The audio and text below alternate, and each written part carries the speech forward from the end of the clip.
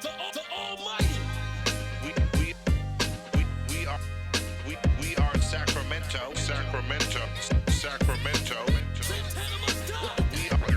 We are Sacramento. Yo, welcome to the We Are Sacramento podcast. This is episode 183, and I'm here with Boss Ass Marty. And I'm definitely your favorite ringer, Mr. Mario Lopez. What's up? What's up? Miles is not here.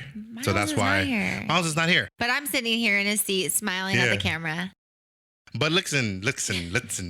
We have a guest in the house. We have Roberta Alvarado. She is a local photographer. Welcome. So we will be talking about that, in a little bit. So, if you get nervous, don't forget to speak. Thank you. Thank you for having me. Yeah, man. So, we appreciate you being here. I know it's last minute, but we made it work and we're going to make it happen. So I explained to you before we started, we do our segments, play a game. Since you already said before we started recording that you were going to beat everyone, we expect perfect scores. The pressure. Oh, the pressure. But listen, man, check this out. We're brought to you in part by Oak Park Brewing Company. If you're down with OPB, you know me. Listen, man, our beer's there. You can buy it there. It's made there. And the beer's called We Are Sacramento. And they also have Monday Vibes. Yes. Yes, Monday Vibes. Monday Vibes is up. They play games like Guess That Beer, and I think you get a free merch or free beer, I think. Yeah. Don't quote me on it, but you get something for free if you win. A free beer, maybe. You get something for That'd free. be cool enough. But and again, they give you like 4 beers to try, so it's free beer either way. But listen, man, they do a lot of stuff in the community. They definitely support us a lot, especially with this beer. So go ahead and you go check them out and support them and everything that they do. They also have the Paint the Glow Foundation coming through, I believe, next month. Art auction and all that other good stuff, and all the benefits of that, the profits of that go to, I think, Africa. That's where they're going next. So that should be dope. And a lot of the stuff, it's relegated to donating art supplies. I think providing electricity, water, potable water. And so, make sure you support them. So if you're down with OPB, you know me. Now listen, man, we're also brought to you in part by MXL Mics in the corner, Marty. We sound so beautiful. Ow! Sound of looks so good. Yeah. I still swear Cheatcodes puts like something on my audio to make it sound very good. It's called auto-tune. Because there's never any complaints. Yeah, never any complaints. Love it. Chico's just cuts it off. but skip. But listen, man, if you got a podcast, want to start a podcast, check them out, mxlmics.com. And also, Miles is not here, so I don't know if we should even do it. But look, big shout out to Jessica Jolia. She just dropped a new song. Go ahead, you can go to Spotify, Apple iTunes, and I think the song is Make Some Noise, so go check it out. It's pretty dope. It's a good song. She reps the city of trees. So, let's go check it out. Big shout out to Cheatcode and Josh Jorrin, because they're over here laughing. And I don't know what they're talking about. They're probably talking about doing their taxes. Wow, let's talk about it. But big shout out to y'all for helping us out with the audio and the video so that I can Thank you. So that I can have some free time. Other than that, man, let me also a big shout out to Christiana and Marlene. They just started their podcast called Healing Hustlers. We recorded on Sunday. Super dope, great vibes, and big shout outs to them for just getting started and reaching out for us to do it for them. So thank you. We appreciate you, and welcome to the We Are Sacramento family. Yay, welcome. That was exciting. Exciting. That's cool. Yeah, I'm excited to hear it. Yeah, good peoples. So here is my rant of the day. I'll make it short, and we can talk about it, because given that we have another photographer here, maybe you'll appreciate the rant. Now, well, all of us here are entrepreneurs. I'm excited. Yeah, so here's my rant of the day. So I was approached to do a photo shoot, right? And I'm like, okay, well, let me hear. The first thing I bring up is, what's the budget?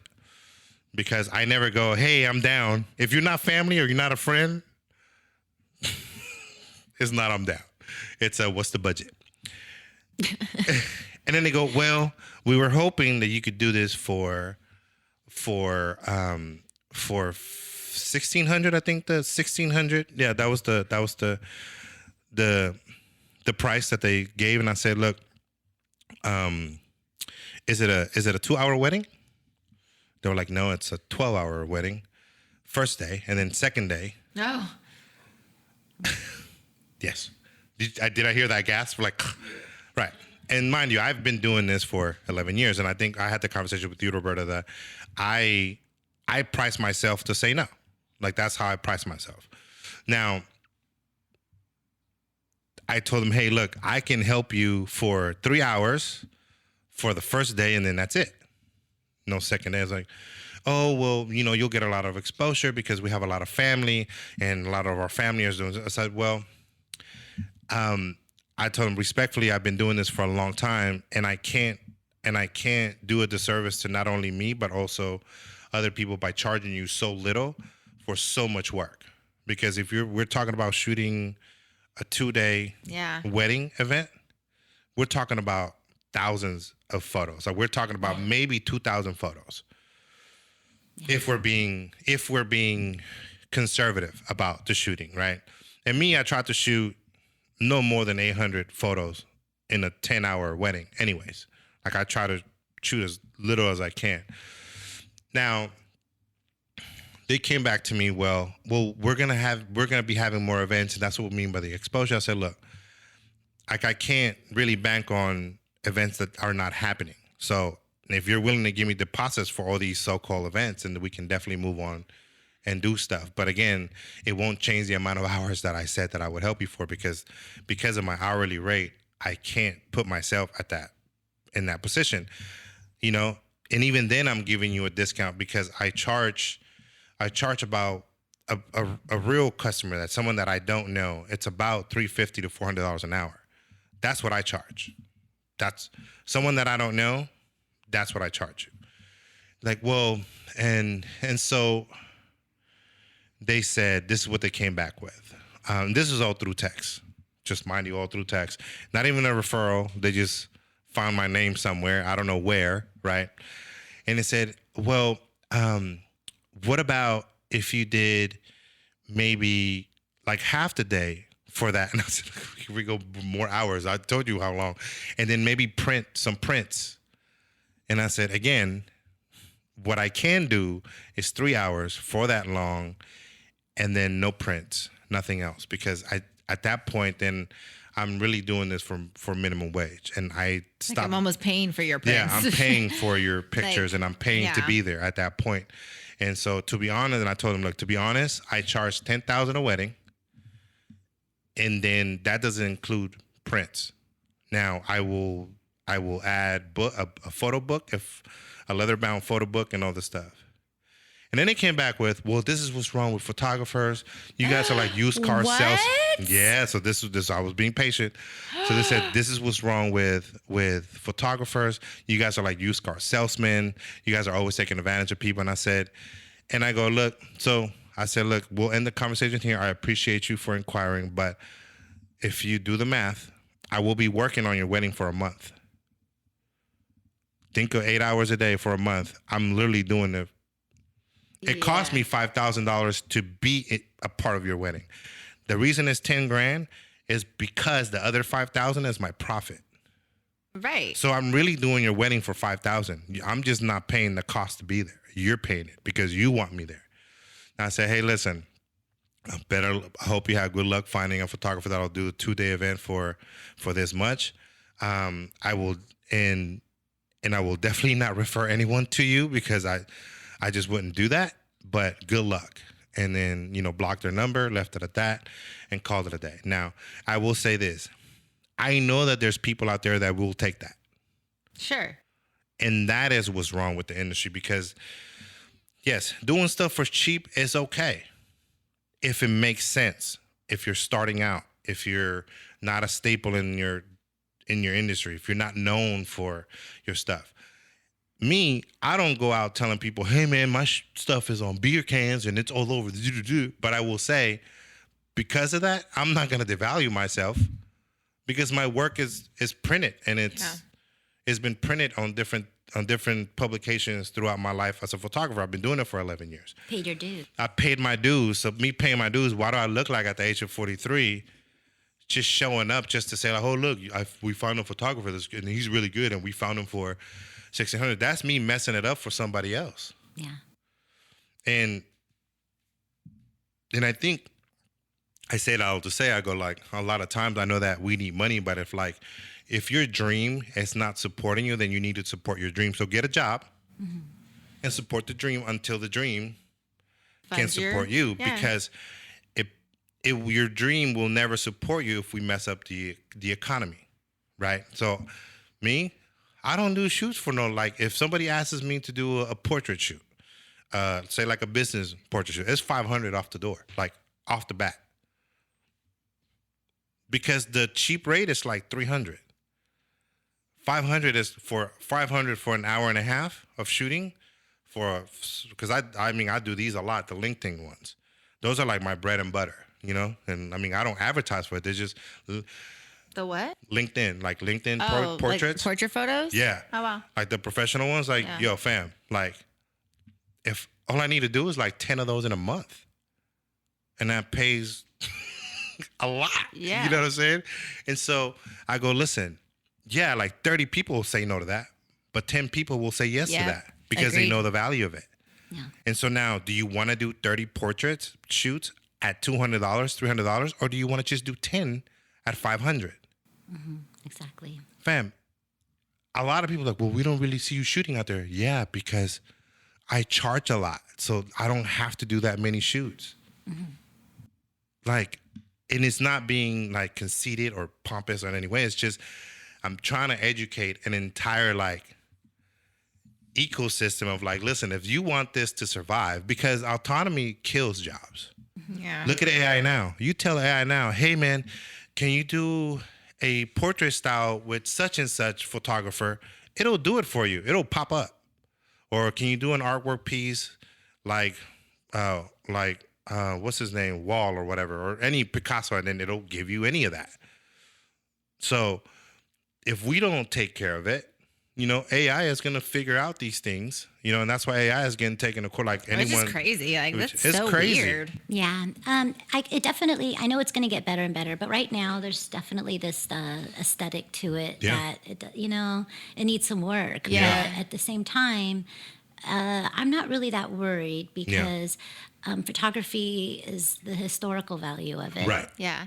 It's slightly different. It's a lot different, in my opinion. I don't think that's, I mean, I guess it could be compared, but it also depends on the kind of photographer you are. Cause like this, like if you're a photographer that your bread and butter was doing like these like filters landscapes, all these filters and all these things that like, cause now like I'm on Lightroom, right? I use Lightroom. Now Lightroom has figured out how I edit, and I just click a button and it gives me all my styles that I edit, and now I just gotta. And I go, okay, at least that part I love, because I go, this is okay. You can save it I can save it. Even on your iPhone, you can do that. You can do that. And that's great. But when you were a photographer in the becoming, you did a lot of HDR stuff, right? Like when you just bumped up everything and it looked almost fake. I never liked that. I never liked that, because here comes 10 years later, someone can create that and now you're obsolete. Oh, yeah. You're absolutely right. Like all these pictures that look fake as hell. I never really thought, and like just like the very smooth face. Yeah, like now AI can just do that for someone that took a regular picture with a phone. Yeah. And so true. And that's what I mean. But it also, like you said, like it doesn't beat out the historical value of photography in itself, but it does beat out the part that it actually pays your bills, because historical value has nothing to do with economical value at some point. So like I can have a picture of a building, it'll last me for 10 years, and someone go, hey Mario, do you have that picture? Yeah, well, we'll give you like $100 for it.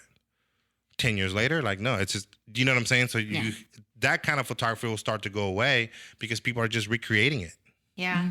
Somewhere else. So let me ask you a question. Yeah. So Santana, so I've gotten to see another side of photography, which is on the iPhone, right? And like people taking photos it's crazy, on the iPhone. However, and it's insane. It's freaking crazy to know that there are real photographers though, and like not me just taking a picture of Cheatcodes right now and like, you know, saying, hey, I'm a photographer because he posed hella well. But there's a lot of people like that. But yes, exactly. But there are actual photographers who have now specialized with shooting on an iPhone and like the pictures or art on an iPhone is like insane, right? And so because a lot of people aren't printing anymore. Exactly. So which is a shame. Yeah, it's a shame. Yeah, Santana, that's one of his big things. Is like no, like people always say that they can, or like a DJ, but also like a photographer where you grab your phone and you take a picture and you're saying now your friend's giving you're giving your friend photo cred and they just did a selfie for you, like what the hell, Yeah. So and I was trying to express like, hey, but I have experienced like they're actual photographers who put pride and joy as much as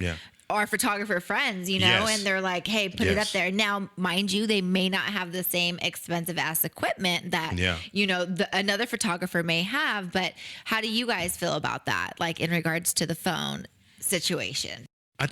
Go ahead. You go ahead. I want to hear what you got to say.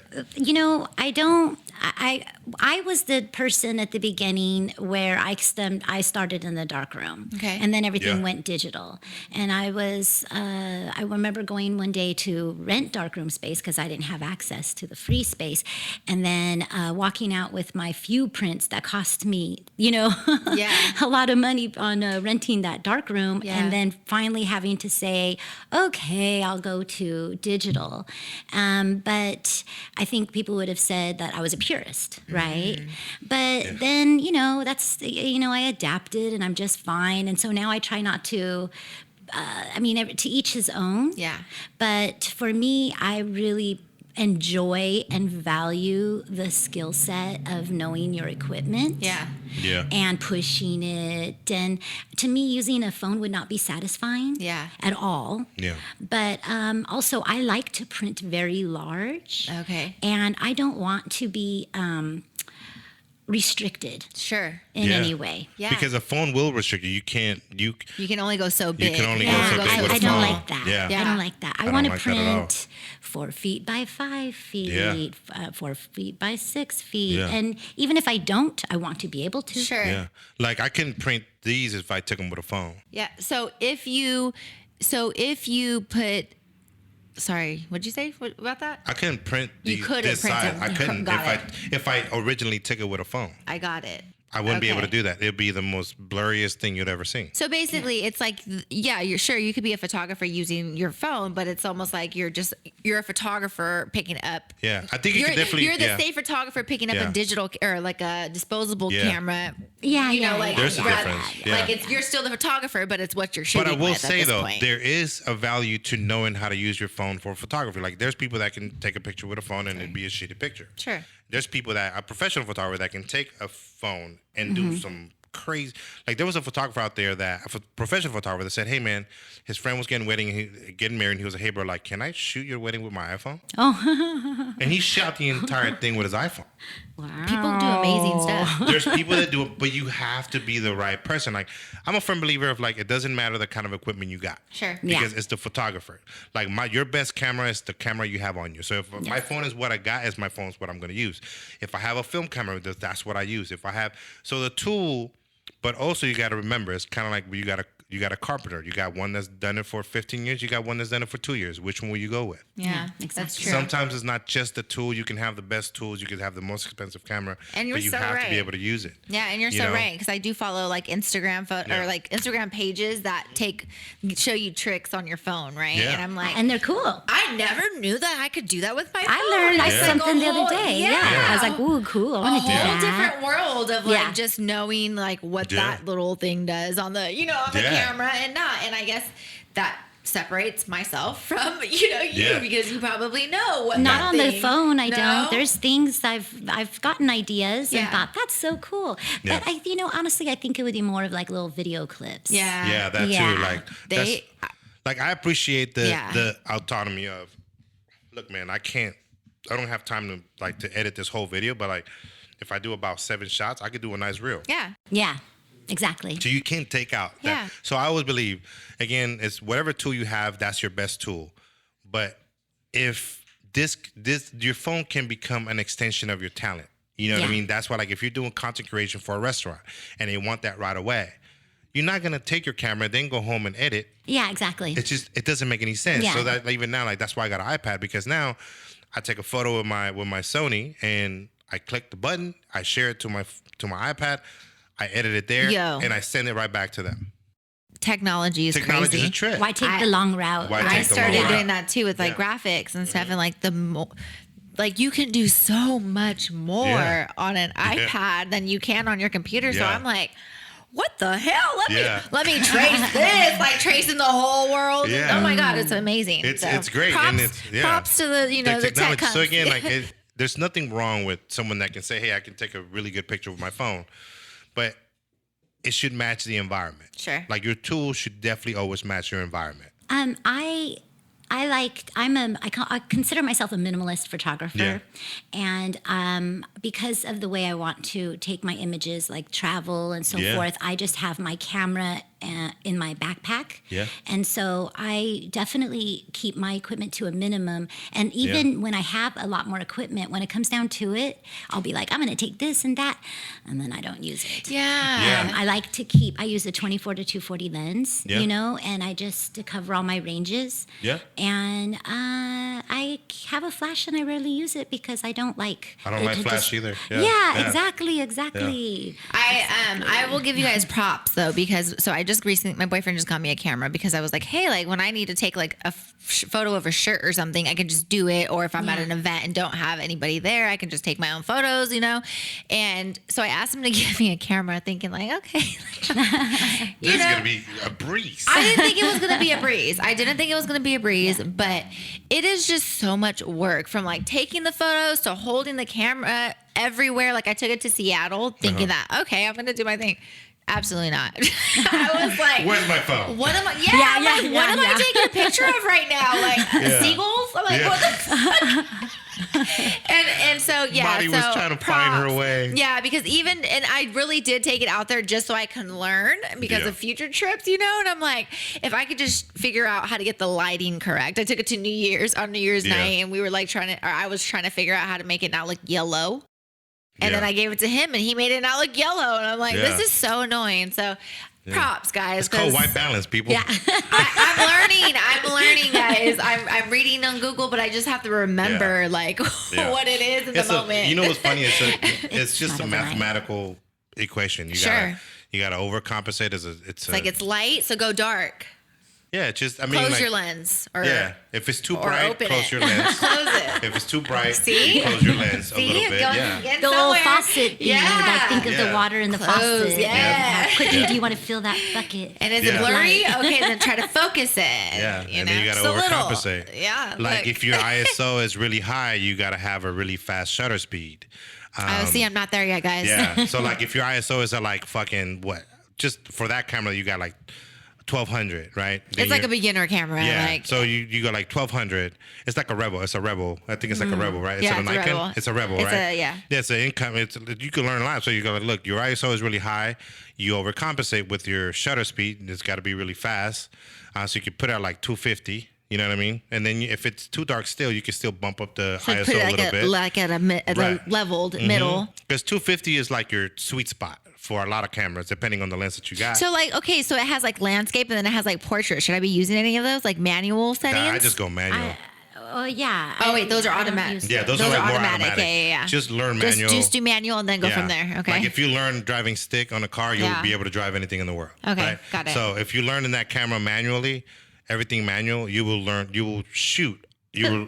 Maybe when you're just starting, you could use aperture priority. Yeah, that too. Yeah. Oh, so you got to learn what that is. I guess I'll show you. Well, because aperture priority, is live shot, and it does it itself, right? Yeah. Well, there's that, but like again, if you do like priority, like aperture priority, like Roberta said, you can start to pay attention to like what your camera does when it's at that setting, depending on the environment. Oh well, it sounds like we need to have a class. Yeah, I think so. We all workshop.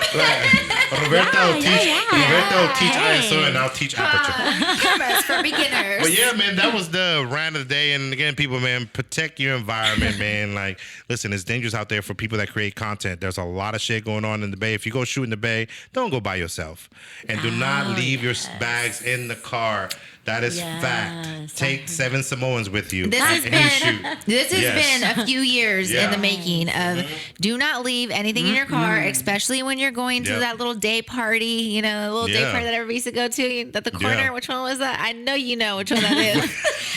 I'm not giving away my because stomach. that club was like a little. You got the ramp. There was the ramp that did a day party, but yeah, it was a lot of places that did a Don't leave your stuff in the car. Don't leave your stuff in the car, man. So yeah, that was the rant of the day. Here we got up next is Boss Talk with Boss Ass Marty. So one thing I will say, I'm gonna feed off of your rant right now about safety first. Leaving your stuff in the car. Nowadays, you can be driving. So yes. I mean, keep your doors locked and like put all your stuff on the floor. Tinted windows, fam. You know, invest in like, tinting your freeway, car. no freeway anywhere is from what we're seeing. Josh. And it's His crazy. whole car is tinted.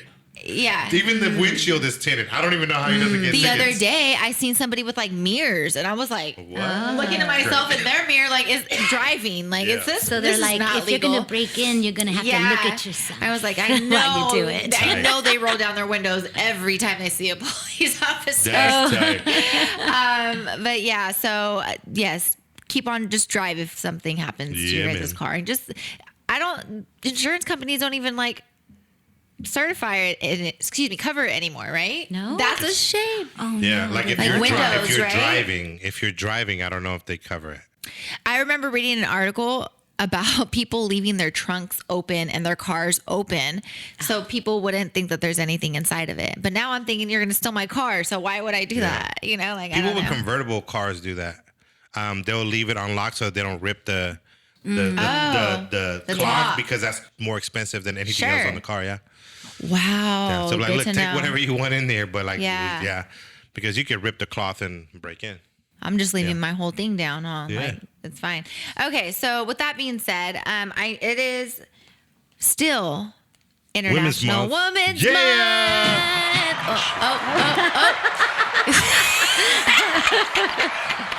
Josh loves women so much that he fainted. Hey, But he saved the beer. those chairs are dangerous. You okay over there? Dude, those chairs have almost killed everyone. Oh, good thing. I'm not saying I would want you to fall, but if you would have fell, it would have been a little giggly over here. Like we would have not helped you. Like we definitely would have laughed first. We would have been like, oh, like we're laughing. Like we're laughing that it didn't happen, but we wish it did. I think Chico would have left. Oh man, Cheats would have helped his boy up. Look, he's a real one. We almost killed a kid with that chair. Like a kid. Oh no, like, a kid got Folded. I do remember. Yeah, remember almost that? went through the thing. Sunday Morning Vibes. This Oh, kid no. somebody brought a kid and It smashed? He went. He got and then fell out. So he went like tortilla and then on the ground. Yeah. Everybody's like, "Oh, you okay?" Oh shit!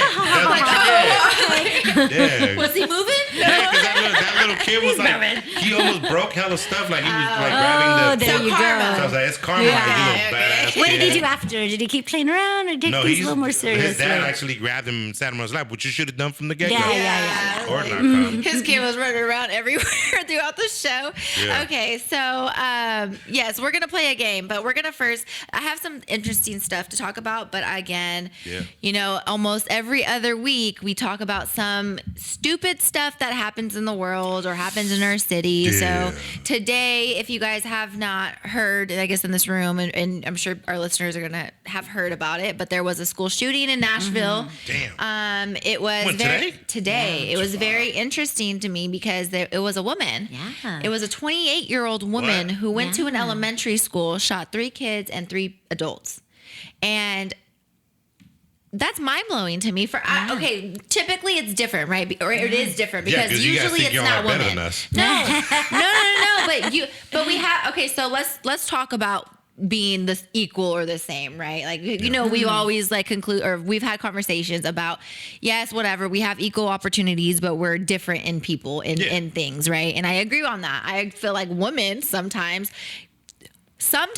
I would think have a different mindset in regards to be like more nurturing, more like not everybody, right? And just like not everybody on the men's side as well. But like, I would think that you even thinking about going into an elementary school and going to shoot children, like it's insane. And I'm not As a saying woman, it's insane for a man as well. But like me being a woman, I think I'm seeing it differently. Where I'm like, what the fuck? You know, this is that also insane. tells you like the state people's mental health is at.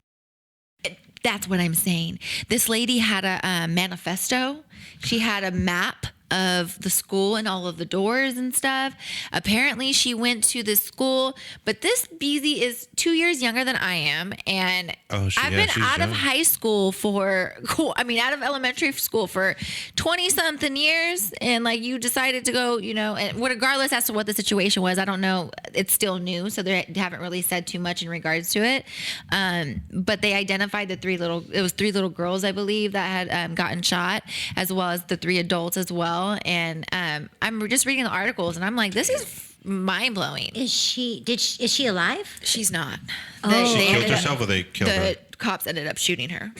Well, I would, because I would have loved to find out, why. Well, the manifesto you said? Yeah, okay. They found a manifesto, but they haven't done any. They didn't do anything. But even if you think about like a manifesto, like that's very like.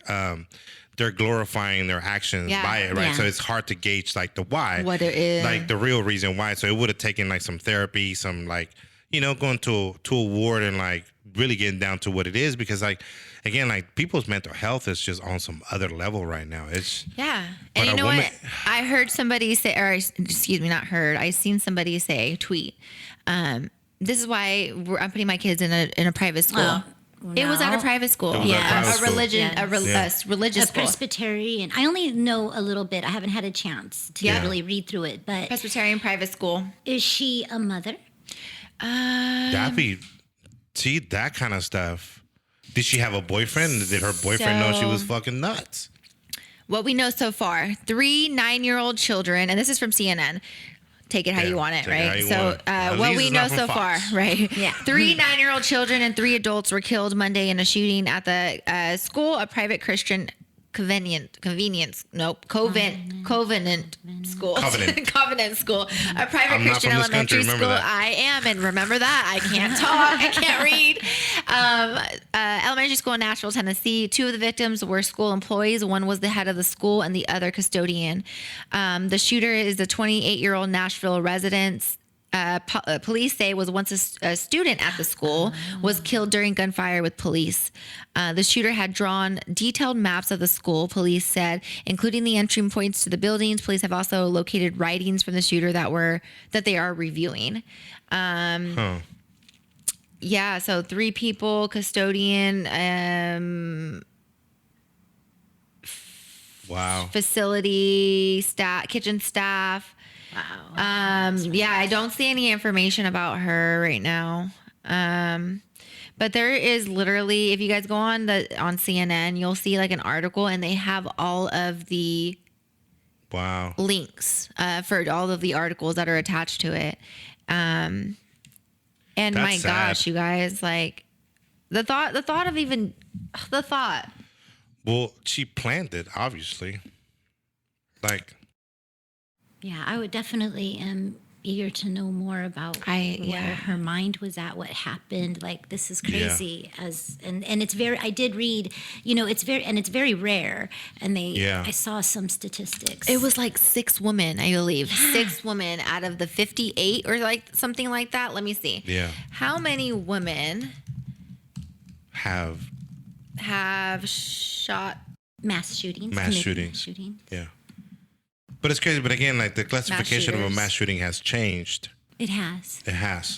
So it's not only just a school shooting or a concert. It could be a drive-by. Now they classify drive-bys as mass shootings now too. Is it how many shots were fired?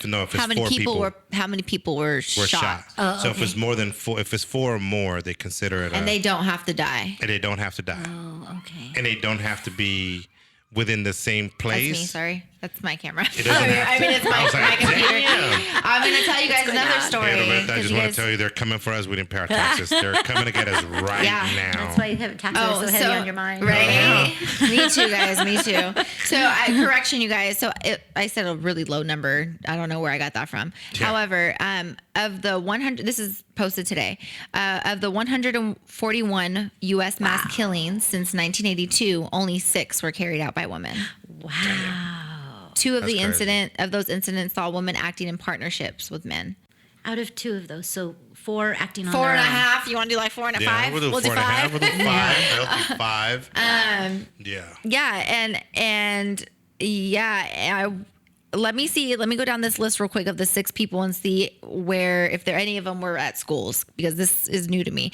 So first, the first one happened in the first mass killing by a woman since 1982 took place. Oh, never mind. I don't see any from schools from the first look, but I may be incorrect on that. It does. If it's statistics, I mean, that can be incorrect anyway. Yeah. Statistics are a hell of a thing. Sure. Well, so guys, sending our condolences to their families, and to their friends, and holy shit, to their parents, because who the hell is going to send, that's like the most out of pocket thing for me to even think about is like, you're sending your children, your family, to somewhere that you trust are going to protect your children. And even if they do everything in their power to try to protect them. Yeah. Well, my it doesn't matter. Yeah. My kid's school had a threat, right? Like, I want to say like before the Christmas break. Right. And I'm like, fuck. Here in Sacramento. In Citrus Heights. Oh, wow. They go to Will Rogers, right? So they had a threat there. Oh. Yep. My kids live like down the street from there. And then, their mom called me, hey, like there's a threat. I'm like, okay, fuck, I got to head over there. And then I told her, hey, like stay away. Don't go over there. Don't go over there. I'm going to get over there. And, and then we'll see if we can pick up the kids and all this other stuff, right? And I guess because like Mario had called, their mom from the school gym, so they were all like in place or whatever. Oh man! I don't know if you remember kind of touching on that a little bit. And then the next day, must have been the same person. There was a threat on Del Campo, and so it's kind of like what the fuck, right? And then by the next day, like it's kind of like, bro, like this, like there's people that use whatever's going on now to even do these threats, and it's kind of like, bro, like one, don't do that because you shouldn't be doing that. You shouldn't pull on people's strings like that. And then because then shit like this happens, and then we're ill prepared. Mm-hmm. You know what I'm saying? So it's just kind of like, man, like if you're contemplating on doing dumb shit like doing fake threats and stuff like that, don't do that stuff. That's fucking dumb. It's not funny. And it sucks that our internet world or whatever, they find that funny. Yeah. Well, there was a study that said like the fear, not the actual act, is the fear that something may happen can actually give you PTSD. Like hell yeah. Yeah. So the threats. But all this imagine stuff. the kids that play video games. I was watching a documentary about some dude that there was a name for it, and it was like they would call SWAT it. Yeah, they call the SWAT team on them. So they would be playing video games, and like somebody would call the SWAT on them, or like police saying that they are gonna go shoot up whatever, or like make this like large lie and have the SWAT team or FBI or whatever go and raid their house basically while like they're playing video games. So it's like all like live, and it like started as a joke. Well, this particular time, I think there was a couple of them because they were like starting to say like, this is illegal if you guys do this, like you'll get arrested or whatever. But there was a time where the SWAT team shot and killed the person called the police on, I guess. And so that ended up like kind of getting that more attention of like what is going on. But it was like a thing apparently, and that was funny to them. Still is a thing, that's dangerous. Nobody wants to have SWAT around police. Right. Because SWAT, when they call SWAT team, they're ready to go. They want to hurt there somebody. To shoot. Yeah, they're there to shoot. Like if SWAT's coming in, they're ready to fuck some shit up. Yeah. That's pretty much what's they're gonna bang down the door. So here's a friendly reminder, y'all, of gun violence in 2023. Okay, so this is published date. So, okay, in 2022, so per this article, guys, I initially started because per this article, they said that there's been 130 mass shootings in the U.S. so far in 2023. Damn. Wait. Am I reading that right? I'm reading that right. 2005. Yeah. So 130 mass shootings since when? This year. Oh my God. So in the U.S. In the U.S. Wow. It's an American phenomenon. I see that might be true, and I think that this year is fairly high, very high, because in 2022 it was. Mass shootings were 647. Fuck. That's a lot. We're diseased with apathy. Yeah. You know, it sucks too, though, because then it's like, damn, like, how come we never heard of this? Like, if it was, I mean, we've heard of mass shootings, right? Like, it's always been a thing, all of like the tragic shootings. But I feel like this year is it's only 100, but never mind. No, but we're not even halfway through the year. We're not even halfway through. How many we're on mass shootings target. have we We're heard? on target. Yeah, we're on target to break last year's record. Right. And like, why I've been like not really been paying attention to it, but like I do feel like there were a few of the incidents that I've heard about, like major school shootings and such, right? And then like other shootings that we've heard about, but we've recently gotten a lot of more attention on like mass shootings and like, hey, like why are people thinking it's cool to do this? Because it's not only like what happened in Sac and like, you know, they whatever. It's like people are intentionally wanting to go to places and shoot these places up purposely for this reason. Yeah. So, man, okay, I always talk about gun violence. I'm sorry, and it's not fun at all sometimes. Yeah. But damn, Santana and I kind of got into a little bigger because I was like, do you ever think that they're gonna Santana's my boyfriend. I was like, do you ever think they're gonna get rid of guns? And he's just like so passionate about it too. And like, no, they're never going to do it. Like, you know, he's just pissed about it. Like, they're never going to do it because we were just always saying things. I'm like, all right, dude. All right. Maybe not all guns, but certain guns, you know. They need to, right? Aren't they already banned some places? But see, now it's a whole different issue though. And like, now they're making them. So if they take them, then they're just going to make them again. What upsets me so much too is that maybe I don't want to own a gun, but here, because of the situation, I feel like I have to. Yeah. So now I feel like my right is violated to even not have one in a way, because I don't want somebody sitting to the right or left of me with a gun. Yeah. I agree with that. I'd rather be in a place. I was telling Santana, I was like, you know, if everybody, I was like, me just being me, and like I want to wave my magic wand, and I'm just wanting the police to go to every household and take their guns away, you know, like obviously that's not realistic, it's not ideal, it's not going to happen. But like, let's just say, you know, I said, and the next person is like, oh, I don't want to take my gun away because I don't want my freedom to be, or I don't want you to be, or I want to protect myself against you, basically, right? At that point, we're both coming to the situation gunless, you know, and now we're fighting, I guess. So like at that point, you know, fight for survival without the fucking gun. It's a more of a fair thing, but I mean, you know, that's unrealistic. It's just me talking. It's rough because I don't believe that getting rid of guns is the all be all. Oh no. Right? I think there's got to be like balance. I also don't think that believing that you have to have a gun to be free, because I don't have a gun and I feel free, right? Mm-hmm. It's a matter of like the argument, like what the argument is and what it entails. Like someone that wants to have a gun doesn't want to have any restrictions to have that gun. But then you go into like, well, should everyone have a gun? Like someone with mental issues probably shouldn't have a gun. Like someone with a violent past of aggression with weapons probably shouldn't have a gun. Like someone that fist fights or got into fights in school, you grow out of that. Yeah. And you don't never go past the fist fights, you might go out of that. But it's like human, right? Like, yeah, it's human shit. It's human nature. Like aggression is human nature. Like people like to think that like the human nature is only these nice things. Like no, fam, like survival is human nature. So anything to do that you have to do that to feel like you survive. Like you said, like I don't want a gun, but I feel like I have to have one. That's your human nature logic. Mm-hmm. You know, like the generations of survival through years of, you know, evolving into what we are now. It's like, fam, like, what if back in the day they would have said, hey, we're going to have a restriction on spears and arrows? Yeah.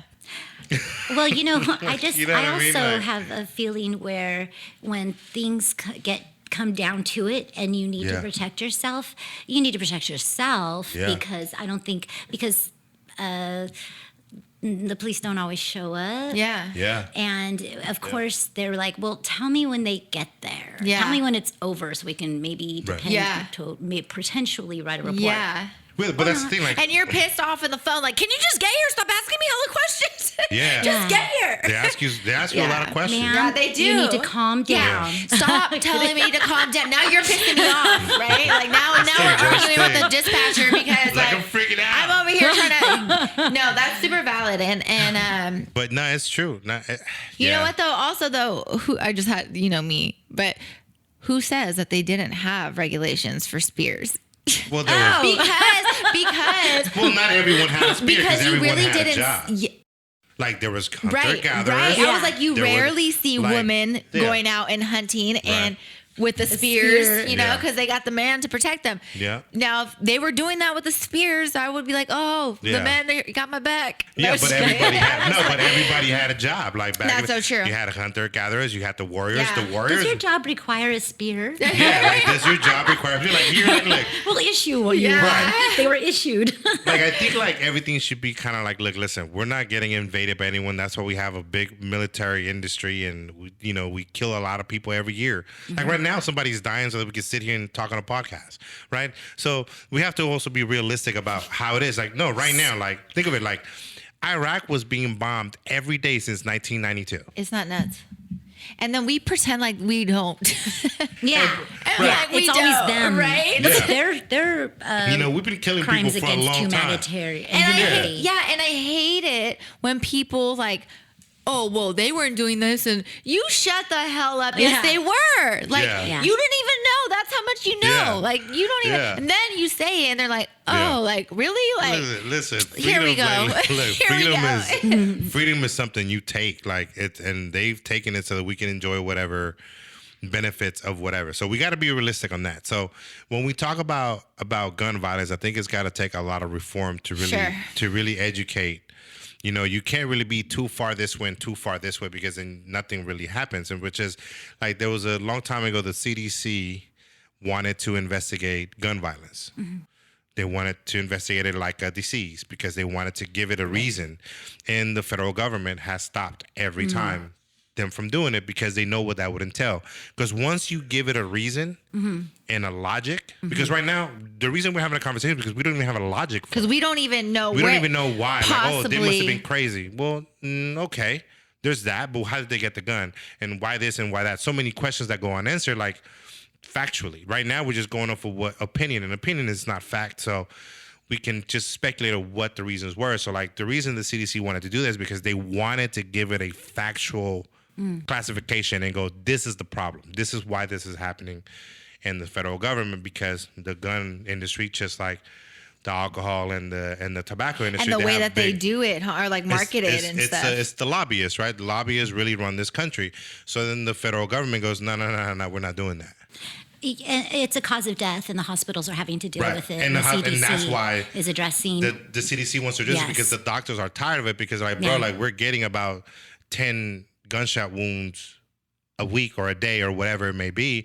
So it's a cause of death. We have to investigate it, and it's irresponsible to not investigate. And that would entail opening up so many things. Death. Yeah. And so, it's crazy. So, I mean, I don't know what it would take. The CDC. Yeah. You know that now. Yeah, you see that now. They could shut down the whole country if you let them. You know what I mean? So yeah, that's nuts. They and showed then we us see how the hospitals run and influence the CDC. Being that I was a healthcare worker for 20 years, that's right. I know, I've seen it with my own eyes. Oh, goodness. I was screenshotting so much because I knew it would disappear, and it did. Oh, so I was sending my manager screenshots. That's crazy. He didn't like that. And I noticed. Santana was telling me about an email that he received, and that some of the COVID restrictions are changing now, or uplifting from like certain jobs and stuff. And I'm gonna be real, like he was kind of right on that behalf, because like why now all of a sudden you're just like, oh, politics, you don't need to do it anymore. But that is not like, you guys had no care in the world for the people who were trying to like say, we don't want to do this, like we can't do this. It didn't matter at the time, but now it's just it's all right. Well, I have please don't get me started. I was on the front line, okay? So I definitely have my strong opinions about all of that. But really what I thought, what makes nobody followed common sense. The common sense is to educate the public about the different types of spread, the different types of precautions that we faced every day before COVID ever existed. Right. So if you just educate the public like we were educated, then you classify what COVID is, and then you tell everybody this is what it is. Yes, it's new, but it's not. The classification is not new. It's not new. So this is how It's under we SARS. protected ourselves. Or how about tuberculosis? Yeah. People understand TB. Yeah. If you go and you sit in a room with somebody with TB, are you going to sit there and do that? Probably not. Yeah. You know, but you are familiar with it. Or use the same fork, like you don't use the same, Well, they put them in a utensils. negative pressure room, but a hospital only has 6 of them, or 3 of them. See? So they couldn't equip the realities. Wow, that makes sense. Crazy. And it's scary now. Like even my mindset now, I think a few months, last year sometime, I thought I had COVID. Actually, I did. Damn it. I did end up getting it. That sucks. Anyway, so I ended up getting, I had to go get tested from the doctors, right? Or I don't even know why I ended up going to the doctors. Usually I just do it all at home. But anyway, I went to the doctors. And it was just like, oh my God, this is like sick world. Like everybody's sick, coughing, and so like I'm like trying to like. So let's test you. I was doing a lot. If you have it, and then let's test you again to see if you got it. Right. And I'm I'm test like, you again to see if you got it that time. There was somebody in front of me that had COVID. Probably there's somebody behind me that had COVID. You know Like what's I crazy? probably have COVID now. Okay? Yeah. If you didn't, you do now. I had an asthma attack during the COVID thing, so I ended up going to the hospital. And then they were like, okay, well, since you're having breathing problems, I said, no, it's my asthma. And I ran out of my inhaler. Okay, well, we're going to put you in the wing where we have everyone that we suspect to have. Like, why are you And going to I put me in go, there? you're putting me in a place where... So I've now seen it with my own eyes a million times. Now I can get COVID? Yep. You have me in They this do that. like, are you fucking tripping? Like, are you kidding me? And I was like, okay, well, I need this medicine. So I'm just going to sit here and wait. And I just stayed away from everyone. Like, you know what I mean? And hold your, but that's, And hold my breath. But then you can't because you're trying to breathe at that. Yeah, because you got to breathe. Yeah. We did that. We did that all day, every day. I seen it with my own eyes. It's rough. Scary. Yeah. Man. Yeah. Okay, guys. So I'm gonna get to it really quick because I can't miss my fun facts of the day. Fun fact so of we'll the do fun day. facts, and we'll get to this game really quick. Okay. So let's talk about the fun facts. 4 out of the 5 people over the age of 100 are women. Do you hear Wait, that? what? Wow. Yes. Wait, what? 4 out of 5 people over the age of 100 are women. Wow. Oh, nice. Yeah. So, Yep. Congratulations. International Women's Month. Congratulations. And men who are like married men live longer. I hear that. Happy No, it's wife, not. happy That's life. the divorce rate is like higher than 50%. There's no way. So, That's true. Oh man, I gotta get married. by 70 years of age, an average person will have lost about 70 pounds of skin. Wait, what? You know, when you're scrubbing your legs with that little loofah and all your dead skin cells are coming off. 70 pounds. You guys better be scrubbing your legs with the towels. Get that skin Damn. off. Okay, guys. So anxious travelers can play with mini horses at a Kentucky airport. That's dope. That's Kentucky. Yeah, Nashville, right? Yeah. No, wait. No, Nashville, Kentucky. Kentucky's the state. Kentucky. Where's Derby. Nashville at But again? Nashville. Kentucky. Where's that? Nashville is in Tennessee. Sorry. Tennessee. Yes, you're right. I'm not even born in this country. Look at me. I have a video of me in New York, and this is so funny but embarrassing at the same time. I was a couple beers in, right? Yeah. Just a couple beers in, and I was like, we got to this hotel, and I could see the Statue of Liberty, and I'm like, fuck, what is that bitch's name? What is her name? I'm like recording it, like, I cannot remember her name, but look at her. The French lady. Santana's in the shower. I'm like, babe, still at the Statue of Liberty. What's this bitch's name? He's like, who? The Statue of Liberty? Just put that out my window. I'm like, yeah, her. Okay. Oh God. Let's play the game. Let's All right, play what the are we game. playing? So we're gonna keep it simple because I just talked your guys' ears off. Yeah. But we're gonna No, I'm just saying yes to the game. I'm just saying yes to the game. you guys know not how you. he feels about it. Okay. Damn. So we're gonna do it really simple. So we're gonna be playing 88 pieces of pop culture trivia. Okay, cool. Okay, so I'm just gonna go down this list. Just remind everyone I was not born in this not country. know these answers. I think this tells us the answers, but if it doesn't, we're just gonna guess. We're just gonna go with my answers because they're probably right. Yeah. Yes. Okay. Actually, they give us the answers. Okay, guys. No, sorry. Backtrack. What singer holds the record for the most Grammy nominations?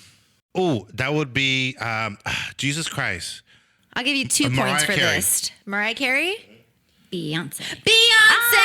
It was Mariah Carey. So you get 2 points if you Whatever. can figure out, if you can guess how many nominations she has. Ooh, 22. 12. 88. What? I'm all 12. For what? She didn't even got 88 Queen songs. bee, for real. For her hair, for her earrings, Right. for her walk. Okay, so let's see.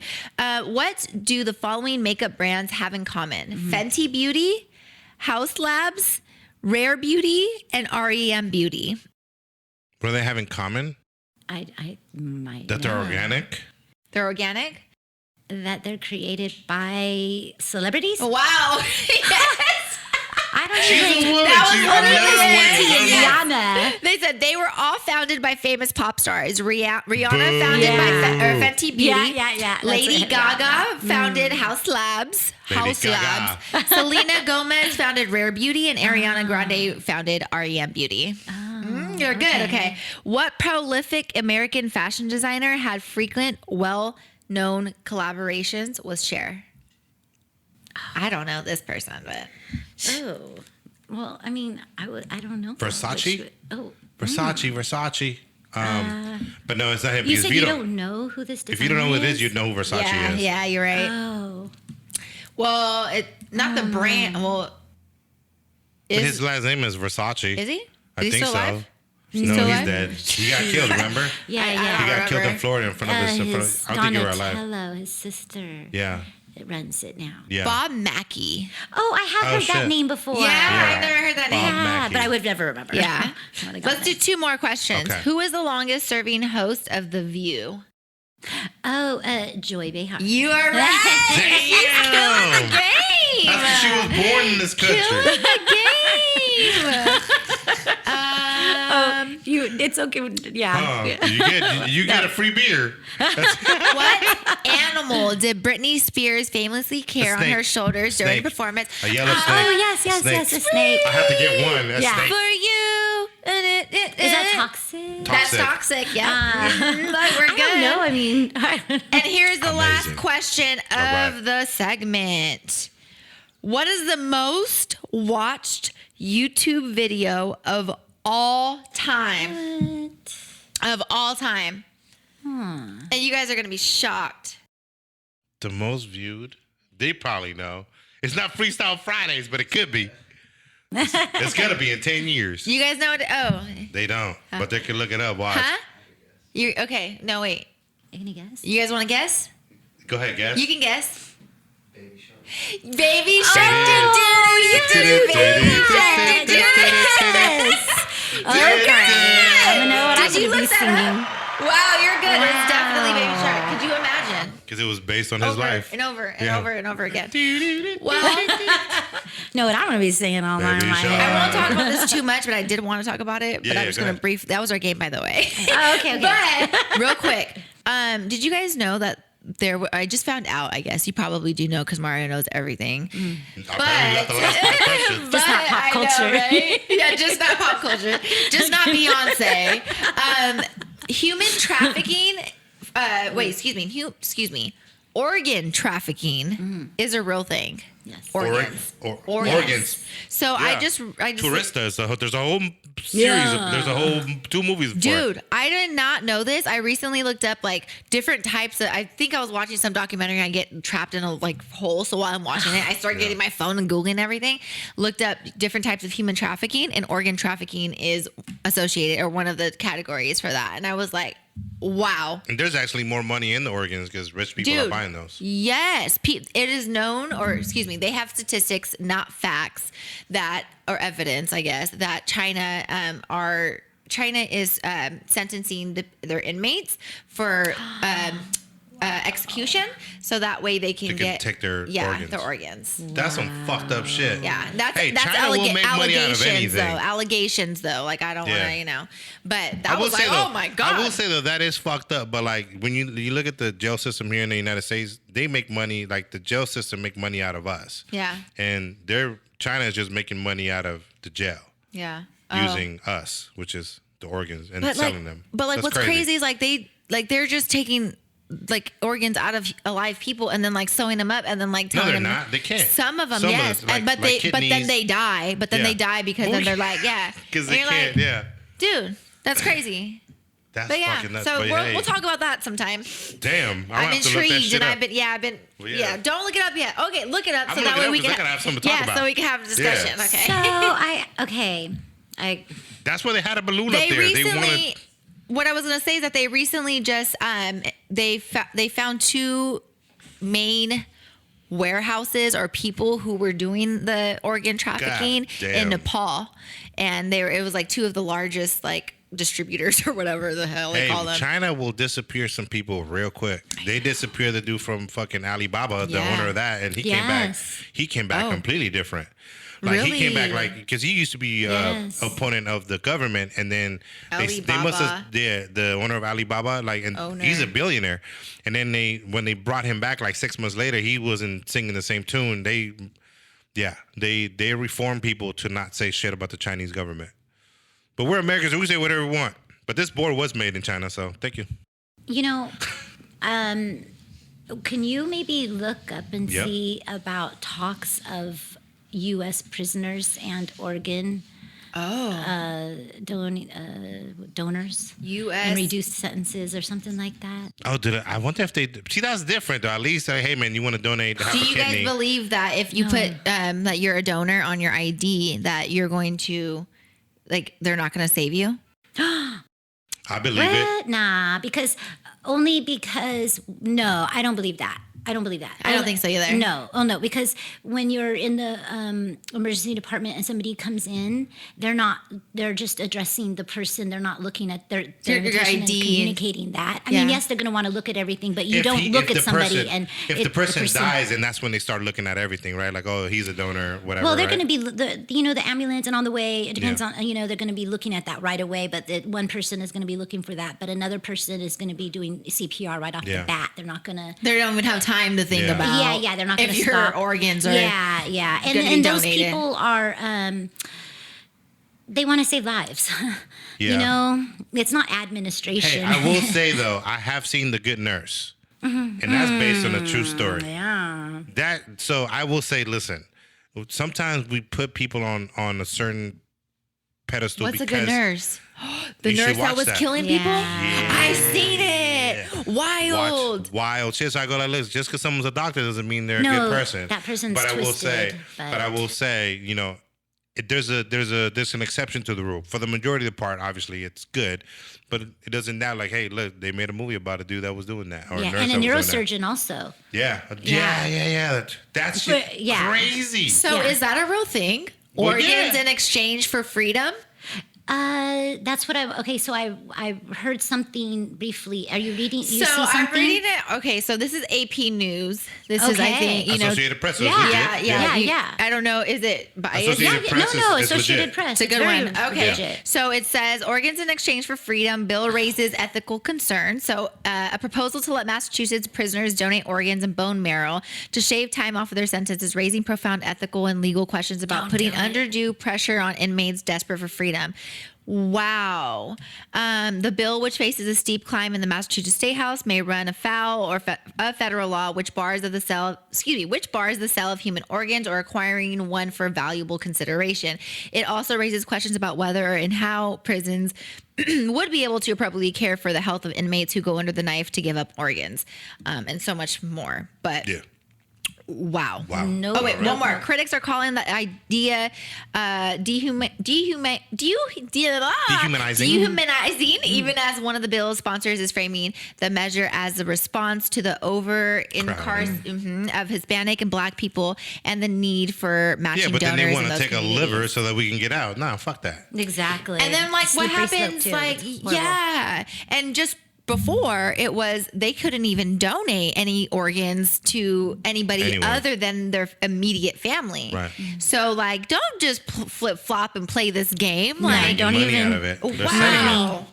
Yeah. It's a big business. I really want to look into this a lot more. I'm looking into that too. Yeah, we're gonna talk about organ trafficking. It's gonna become a movie in like 20 years. Well, it was kind of like, wait, didn't I read this, or is seeming a little surreal? Yeah. You know? Yeah.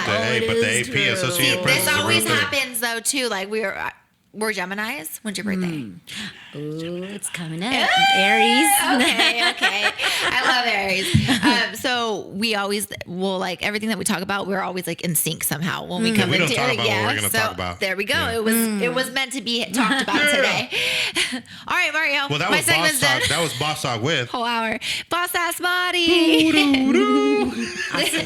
Sorry, guys. That's Now good. look, man. Now we got the part where we get to interview Roberta. You got to know her already. She got, Yes, she got I down love- with us. Yes. She got down. You were actually very She awesome. got down. Thank you for talking. you. Some of our You know what guests I mean? don't talk. Yeah, man. I was to- like, if I'm sitting there quiet, I mean, who am I? Because I'm very Awkward. opinionated. Right. Awkward as women's month. That's why we let you win. What? Yes.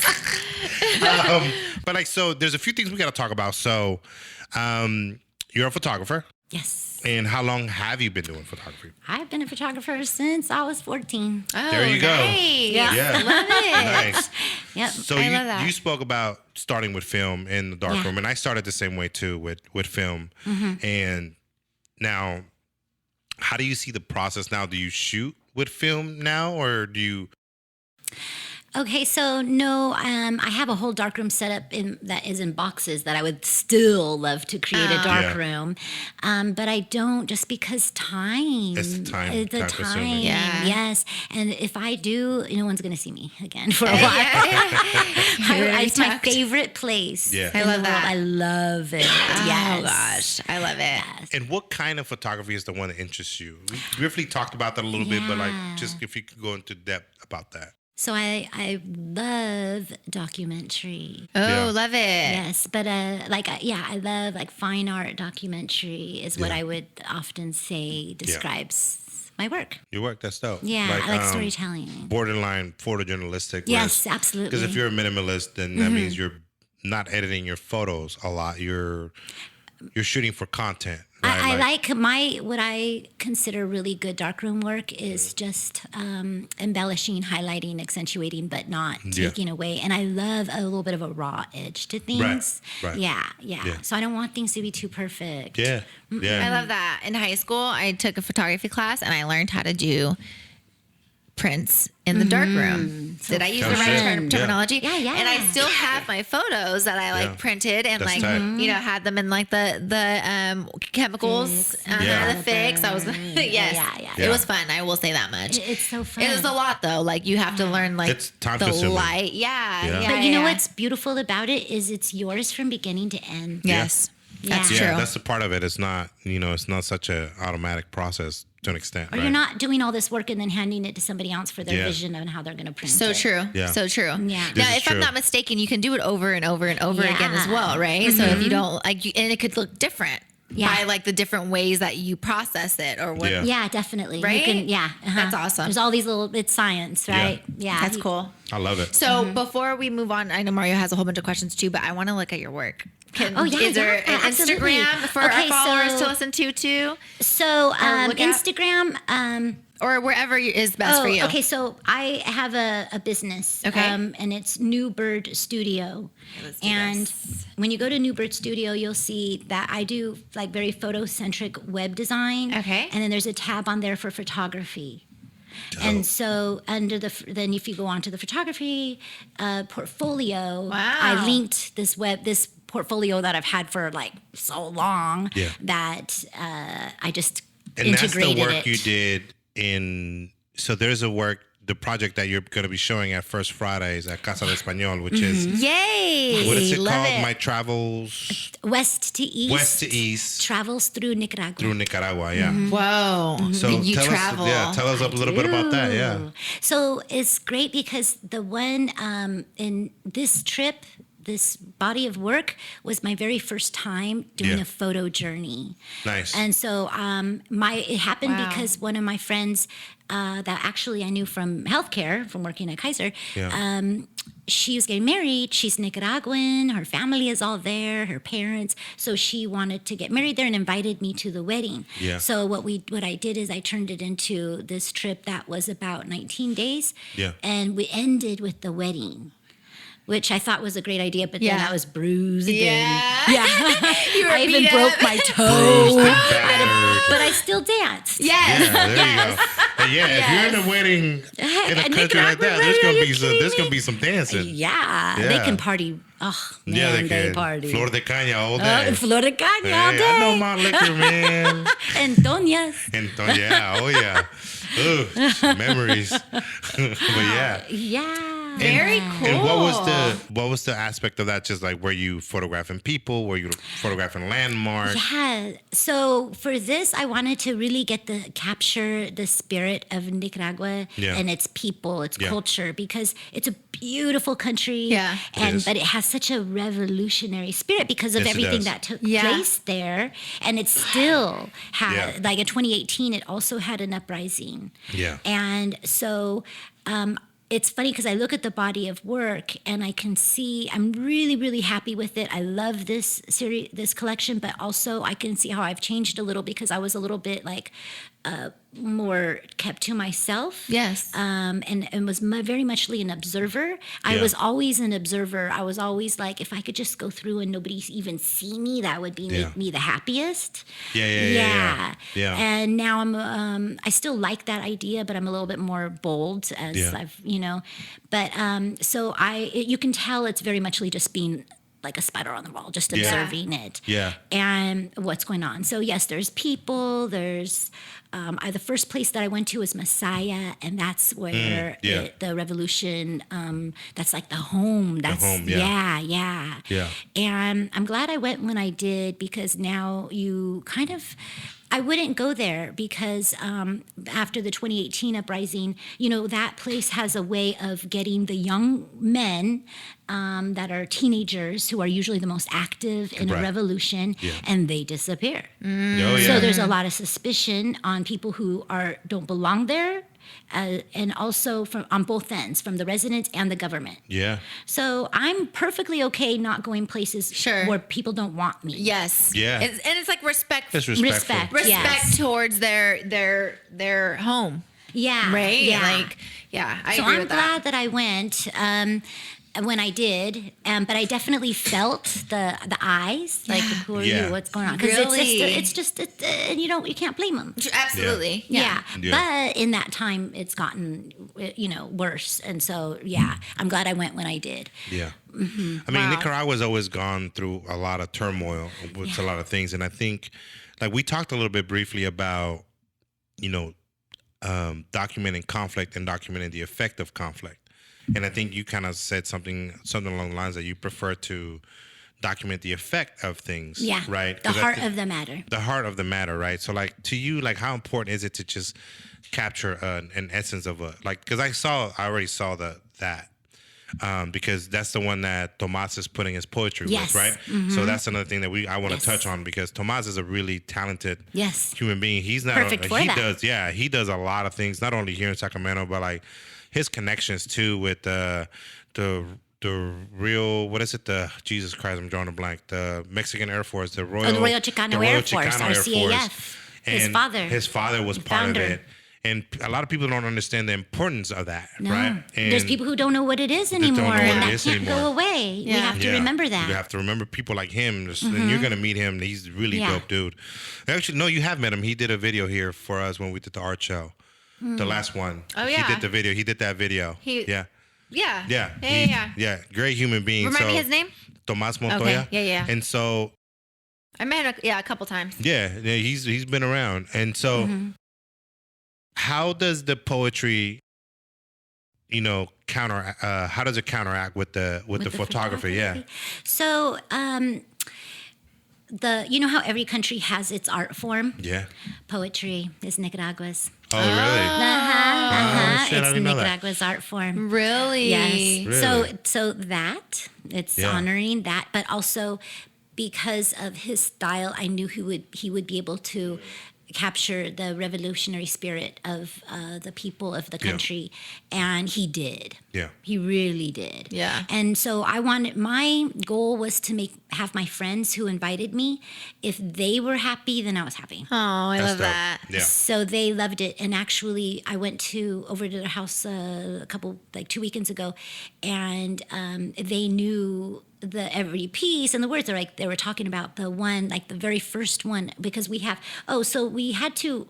We did this. I did this in 2016. Yeah. We collaborated on this to make it an exhibit in 2020. Okay. But it was in April of 2020 for Sacramento Photography Month. Yeah. And we had the pandemic. So at the time, I was working on the front line. So I said, yes, I will do it, but I will not be here because that would not be ethical, because I was, you never know, right? Yeah. And then in that time, it closed. Everything closed down. So then he, being a filmmaker, also converted it online as an online experience. Yeah. So there's this very first image of the ocean in this chair, and the poem is called "You," and it talks about. But also, let's say the leaving. chair is facing the other way, not towards the waves. Exactly. Yeah. And there's a ship Yeah. in the distance There's coming a ship in. in the distance. Yeah. Yeah, I'm telling you, I'm not lying to you when I tell you I do my Gosh, homework. I'm like, We does our homework here. We are in Sacramento. We does do our homework. I love. Yes.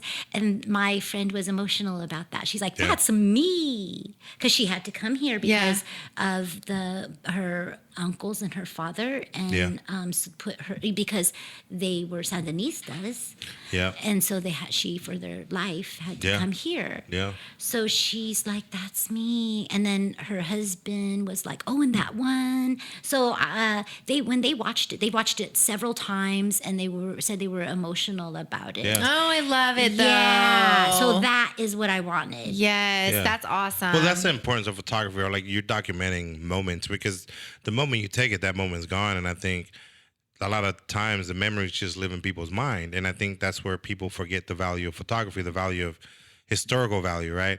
And so with this project, right, because you had to stop it, like you said, in 2020, right? April of 2020. Right. And so now, is this the first time you're showing it like this? Okay, so I showed a few pieces from it at the Washington Center. Okay, yeah. love it. But that was only a few, and so now you can see it all and have his poetry there. And then in one of the rooms, it's going to be playing, and then we're he's going to do read a few of his poems, and I'm going to talk about the images and what they mean. Yeah, that's great. Now, is there something else that you want to do with the project, maybe show it in a more, not mainstream, because mainstream just kind of sucks, right? But in a, not a bigger setting, but just something that can impact more. Where do you see it going? Because it does have that value. A book. Yeah, there you go. Yeah. So cool. A book, because I'm sure it's out there a lot, but I don't really see very much on Nicaragua. Yeah. But I'm sure it is. I just am not seeing it. Not to the talents. When you look at Nicaragua, there's so much conflict, but there's not a lot of art that's being pushed across, or the people, how they're good people, and all these other things. Yeah. Yeah. And you know what?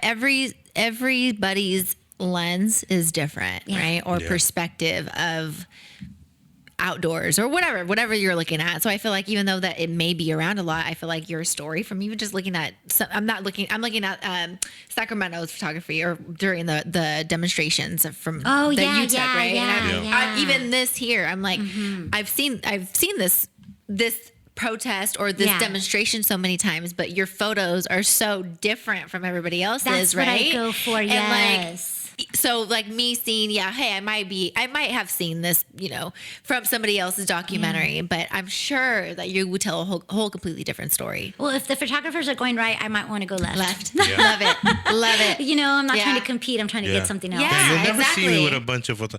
Even me, I'm not someone that there's people that just trust they're just bump up the contrast and call it a fucking photo, right? And Try to avoid bumping up the contrast. Yeah, you know what I mean? It's kind of contrast is great, but you could put the contrast in without.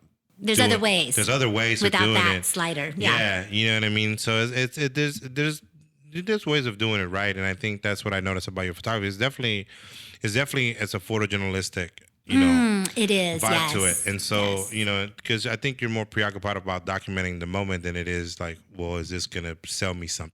Yes, and that's also kind of a problem because I'm more occupied with the story right. and telling it. But that's the thing. But that's why, like, you can take a picture and sell it for whatever money, or you could take a bunch of pictures and sell it as a story. Yes. What has more value, right? So that leads me to the other thing. So you are showing it, obviously, like we said, the Casa de Espanol, that we got invited. Sacramento got invited to show the photo essay there. So that'll be kind of dope to see that all in fruition. Now, you have another project that you're working on. It's that Del Rio project. Del Rio project. I said that right there. Tell us a little bit about that project, because I really like that one too. You know, what's interesting is I could be like emotional, right? Yeah. I'm an emotional artist, I guess.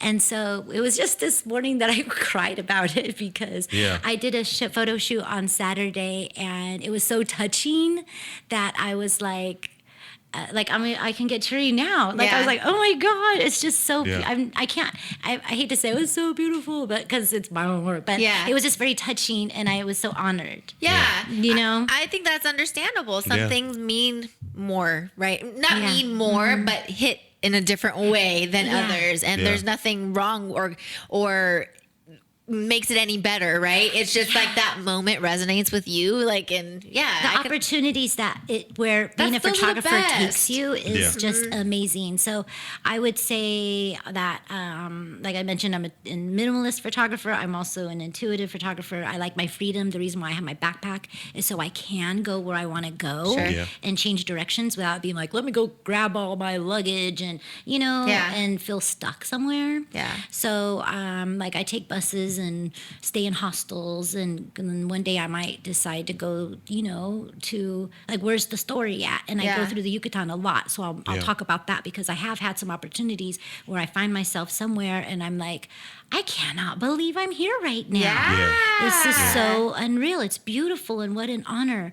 And also to be received so openly is just such a gift. So what I'm doing right now with the Del Rio project is the city of Sacramento commissioned me and other artists to be sort of ambassadors for this trail that they're developing. It's been kind of like this, I guess, an informal trail for a long time, but they're just doing all this construction. Cool. And it goes from Riverside to about almost to Meadowview.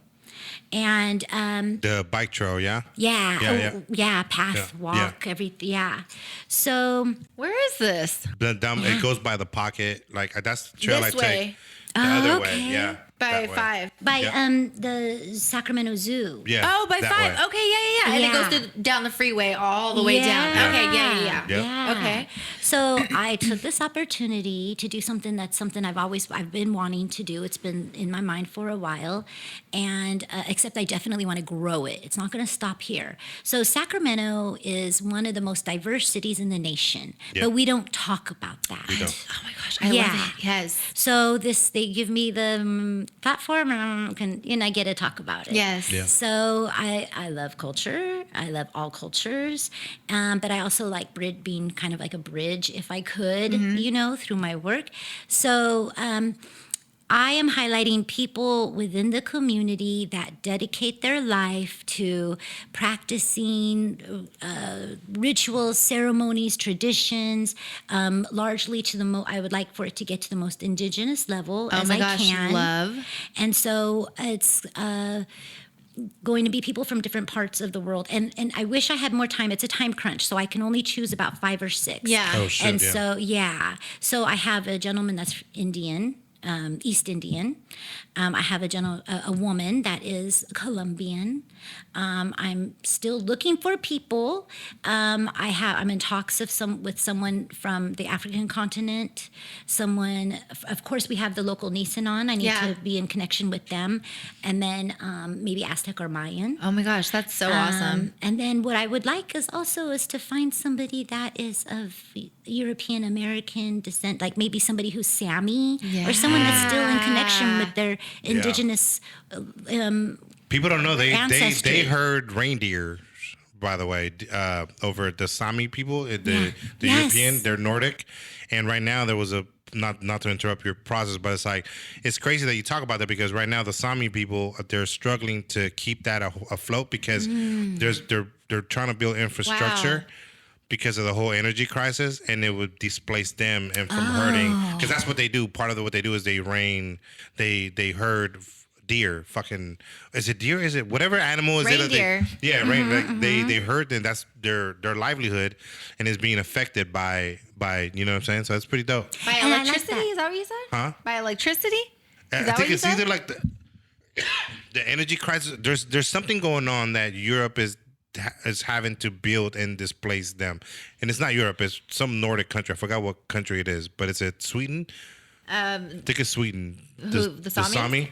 They're from Sweden, Finland, Norway, and the peninsula. Yeah, that whole region. Yeah. You know what? So very interesting. I like highlighting. I'm sorry. I like highlighting it also will in a way also highlight some of the issues that they're dealing with. See, this is awesome because like I guess I'm now that I'm older, I'm starting to learn about a lot more culture and stuff, right? So like people like me gravitate towards like, hey, I want to see what people from other like other religions are wearing, other people around the world are wearing, or what their culture is like, and all of that good stuff.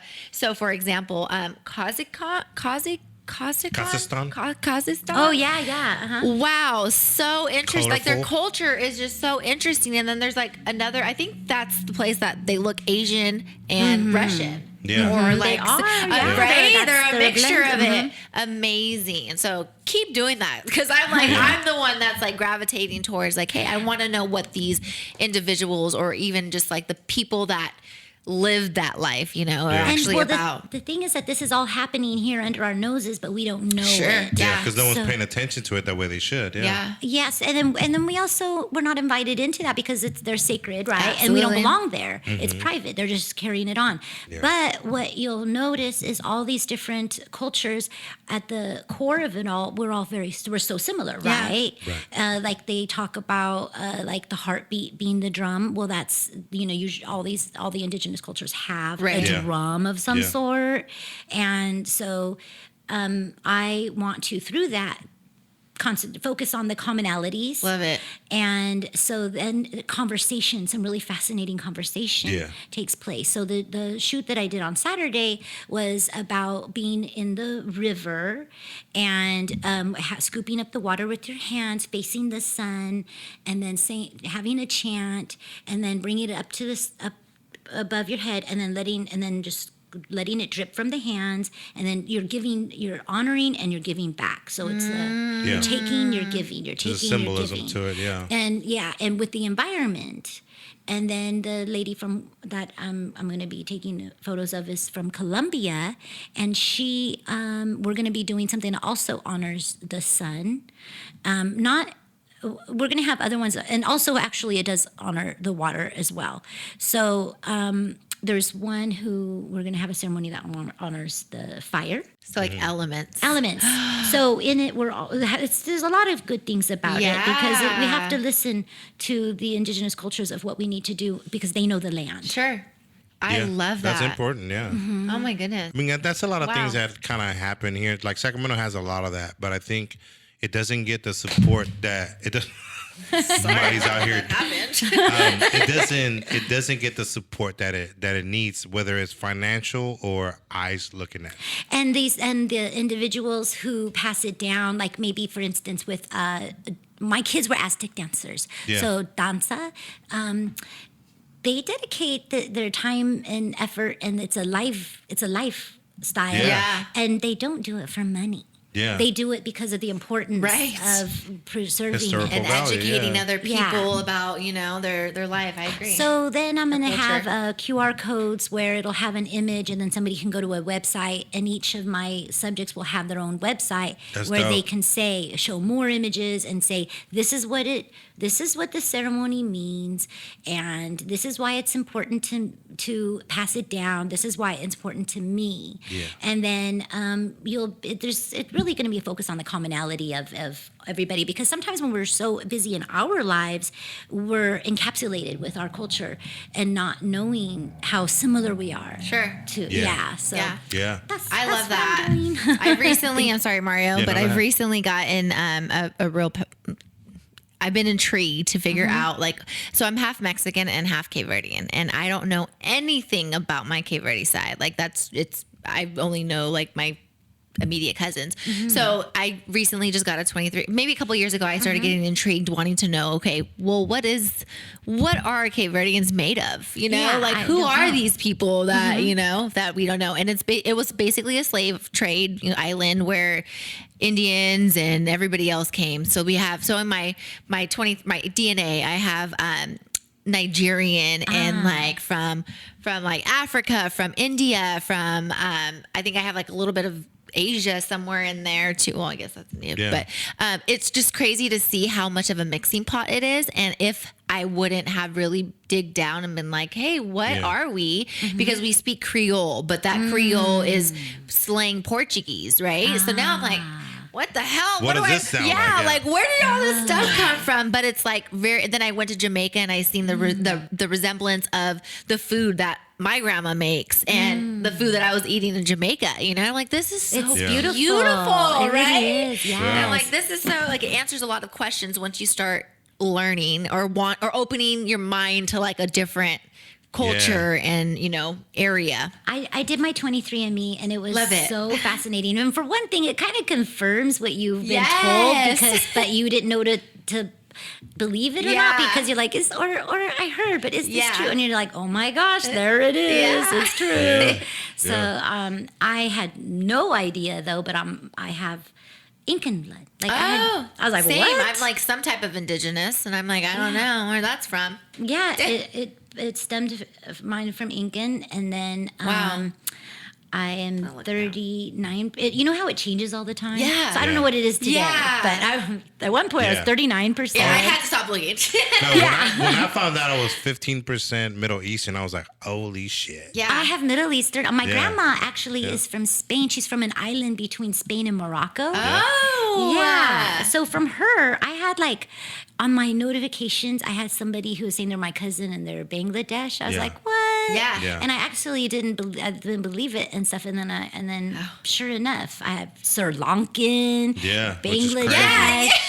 Wow. So, and then Nigerian also, Egyptian. I have Egyptian. Moroccan. See, I love that. And it's crazy to see because like you just said, that's what we know, right? Like we all came from Egypt or whatever. Like that's known, right?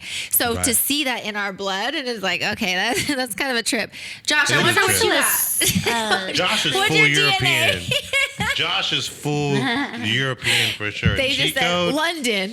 Cheatcode is for sure Mayan. 100% London. Yeah. Hello, sir. Very intriguing. So you're on a time crunch for this project, Del Rio. Yes. Del Rio project. Yes. Now, when are you supposed to be done with this? June. June? Okay, you got June 3rd? No, I'm just kidding. I always have to give myself cushion and I would say yes, June 3rd. I like it. That's my birthday. Oh, happy birthday early. Thank you. Great gift. No, I'm just kidding. Now let's go back a little bit about La Casa de Espanol. How did you get linked up with them? Like, how did you? You know what? It was the Washington Center, Joey. Oh, Joey. We know Joey. Yes. Shout out to Joey. Joey. Hi, Joey. You know everyone. Yeah. That's awesome. Joey's the homie. I talked to Johnny, and Johnny messaged me and said, I got your name from Joey. Yeah. Yeah. That's great. That was really cool. Yeah. I love that. And so, and Johnny reached out to me. He sent me a really long email. I was like, oh shit, this is important. I don't have to read all this. And I was like, oh shit. And I was like, okay, so I gave him a call and just kind of, we jumped on it last minute. And I was like, no, it should be a dope thing because like even for the photo essay, the We Are Sacramento one, I've never shown it outside of Oak Park Brewing. Like it's either being here or at the brewery. So I've never really shown it anywhere else. And so it'll be like a really good contrast of communities to come together because we all definitely have our own crowds. You know what I'm saying? But that's kind of like what I love about our shows and the way and collaborating with other people, even with Casa de Espanol, because like seeing that crowd and our crowd interact and how they're generally everyone's good peoples. You know what I'm saying? So, for me, it was like a definite yes. Like it was a definite. And when I walked in there and I seen a whole bunch of Salvadorian flags, I was like, oh, this is my people. Like because there was some photography from El Salvador, and I think so the flags were there. I was like, okay, it was kind of meant, because I went to go meet him to talk to him about it and what we can come up, and so came up with a plan. I hit up Mari. Okay, we need to find vendors. We found some vendors. Casa de Espanol found some vendors. We got the DJ in the bar, so it'll be a really good time out. It's gonna be fun. Yeah, it's gonna be fun. Yeah, it really is. It's gonna be. I love the art community here in Sacramento. Same. Yeah, it's such a different world. It's a different world. Yeah, I mean, and again, like anything else has its pros and cons. Yeah, but the majority of everything's a pro. Like everything's like, okay, it's who you align with, right? So like with you now, like, so let's say this show is gonna be pretty much, we're 2 weeks out, right? It's gonna be done. Okay. Then you have the Del Rio. It's gonna be done. Do you have anything else that you got projected that you want to work on? So I'll go back and then I'll go forward. Let's go. So I have this. What I like about the Nicaragua show also, and is there's only so much I can show of it, and I could do different exhibits. So much other more I could show too. So I can switch it up at any time. But also, I have another large body of work that I tend to show often, and it's on the Yucatan. I call it Layers of Life in Death. Nice. Travels through. Oh, that's what I was looking. Yeah, Pathway to Yes, love. That's what I was looking at. Did you see the part about the exhuming the body? Oh, maybe I didn't get that far. Okay, I don't show it. That's crazy. It is. I got to the part of the man that was showing the metal, like, so maybe I needed to go a little further down. That was so cute. So that's what's so fun about travels is the people you meet, right? Yeah. Next thing you know, he's opening his door and he's showing me this huge, showing me this huge altar that's for when he passes away, and it's a huge Our Lady de Guadalupe. And it's got lights and it's his. It's for him. Oh. It's huge. Yes, it's for him. That's crazy. It's about maybe at least 6 foot, maybe 7-8 feet tall. Wow. Okay, I missed that. Yeah, and I have little altars, but no, I don't know if I have it in there. I may not. I don't know. I was like, did I? It's not anything. It's not really a creative picture. It's just like, let me take a picture. It's a snapshot. It's a snapshot. Yeah. So that is one of the things where I tell you I can't believe I am where I am, because the Hanal Pashan is the Mayan version of Dia de los Muertos. And so one of the times when I first went there, I was riding my bike along this freeway. I know it's not safe at all. I know. Like, don't tell me, I've heard already. I know. Yeah. But actually the guy was, the host family, we stayed in a little bungalow and we were in this Mayan town.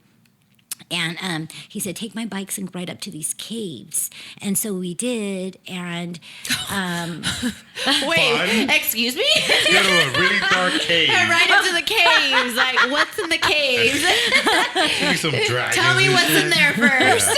Well, the funny thing is I'm super claustrophobic and I wouldn't go in a cave. Okay. But if I'm in Mexico, you might as well. I'm going to go in a cave. When in Mexico, you got to go to the cave. Yeah.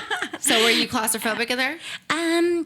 No, because it was very open right when you go in. It wasn't like you're going through some tight spaces, Yeah. Okay, so it wasn't as... No, that was the universe telling you that you needed to go into that cave. Yes. You're going to be okay. Yeah. But I went to the cemetery on the way because it was really colorful and I was curious. So I turned that way. And you're gonna kind of trip, okay? Marty's hella like curious. I have to give like, you what a warning. Okay, go. No, just because I do it very out of love. Okay, but it's a heavy topic. Okay. I've had, like, when I had a small body, like a small portion of my exhibit, I did a solo exhibit over here at the Brick House Gallery up the street here on Broadway, and I had some people walk out. But that's okay. That's perfectly okay. Not everybody accepts death the way we do in our culture. Oh, right. Yeah. And you know what? I love that you knew that I was going to freak out over that. Because, like, what the hell? No. But that is totally true. So did they feel... They're scared.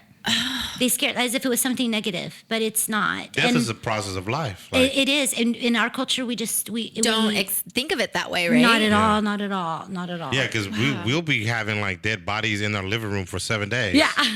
Like my grandma was in our living room for 7 days. Yeah. You know what I'm saying? Like, 'cause in El Salvador, like when my grandmother died, like, because that's the process. When like, did the body start decomposing, though? Well, because it actually On 8 days. I'm just kidding. I'm like, So okay, basically- 7 days is a long time, Mario. she farted a few times. You know what I mean? Like, Got the goosebumps. got the goosebumps. No, but like at first they take it to the mortuary and they do the whole process, right? So you have like you have a shell of the body and then it's covered. You know you don't see but it's covered with a white cloth and all this other stuff. You know what I mean?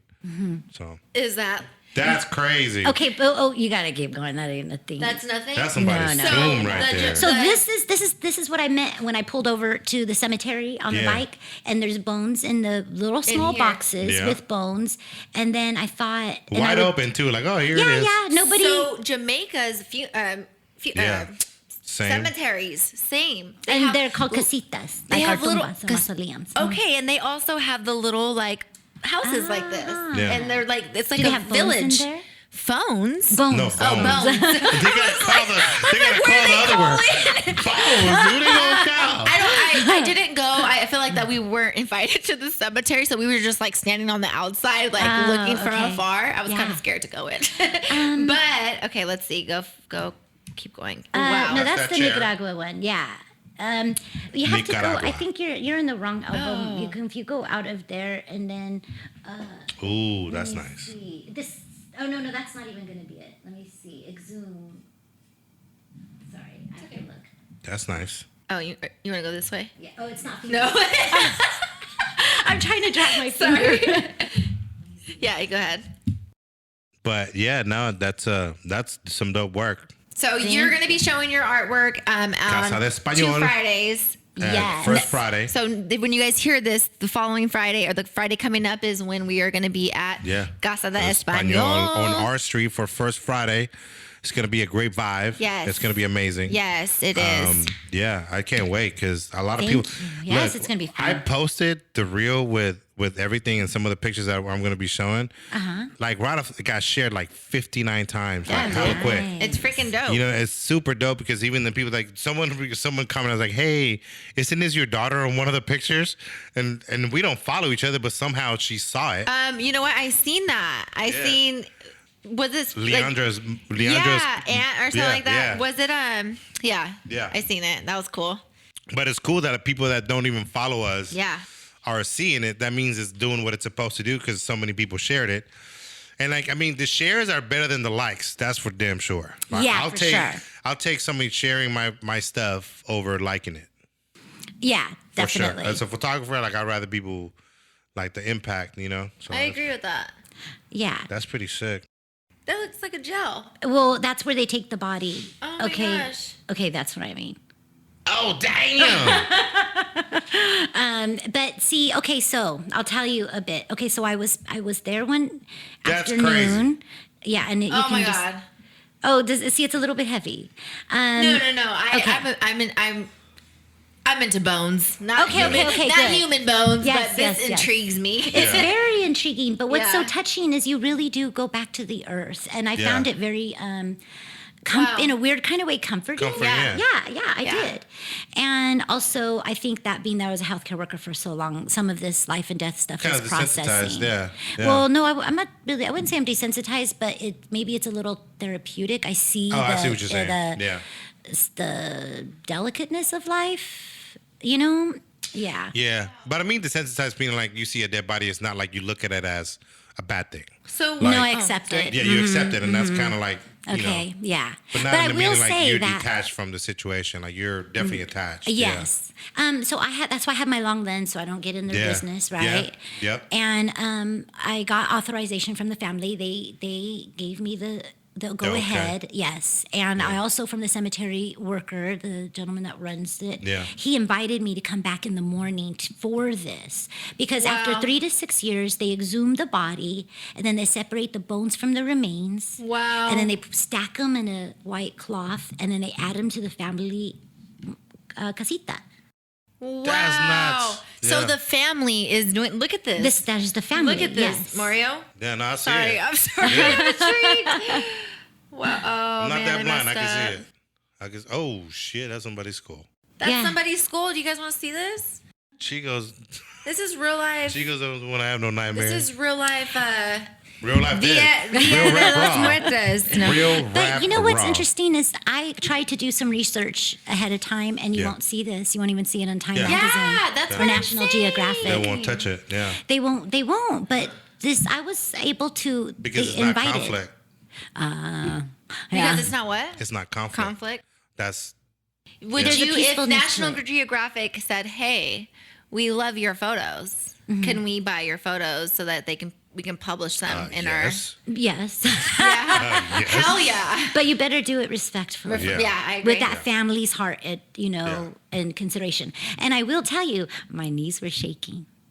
It's scary shit if you're not used to that like that. My knees don't shake, but my Damn. knees were shaking. Yeah, this is so spiritually. Yeah. Like- well, that's Mexico. Mexico does have a Yes. different way of processing the death of someone and then doing that. That's a ritual in Like itself.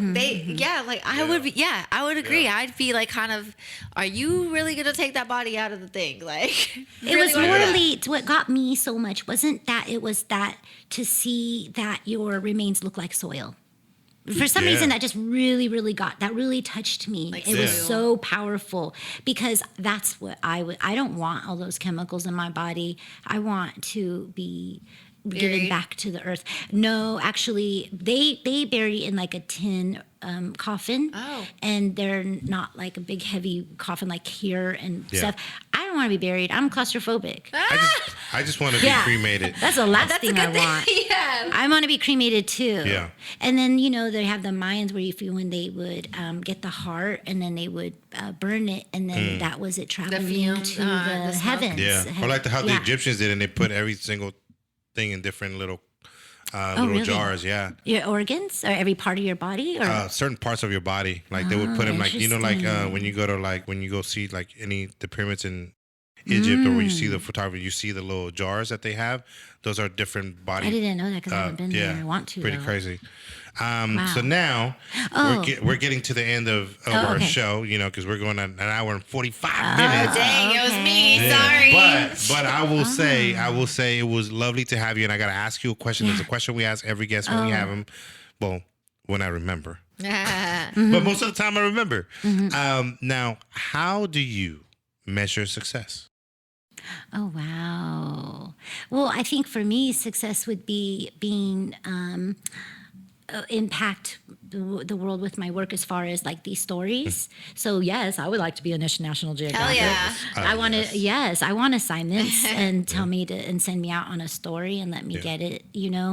So and of course I would like to relieve myself of financial burden and then of course my family close to me and so as long as I just feel fulfilled, and I'm doing a positive impact and getting to share my passion, and of course that has to be success is to be able to share my passion, Right. which is photography and storytelling. Yeah. That's an amazing answer. That's great. I love that. So, but we can't wait to do this art show. I think it's going to be amazing. There's going to be a I'm lot more excited. stuff. There's going to be a lot more Thank you. stuff. Because I got a lot of messages. I got a lot of people that are committed to coming. So it's going to be amazing. And Tomas is going to read some of the poetry I mentioned earlier, and that it was really wonderful collaborating and working with him. Oh, I yeah. love It's going to be that. amazing.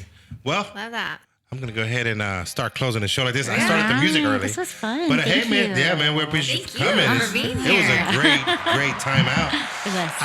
Now, man, check this out. Listen, put the guns away, man. Don't go shoot nobody. Please put it away. And if listen, I've always said, and we believe it, your work is your community work.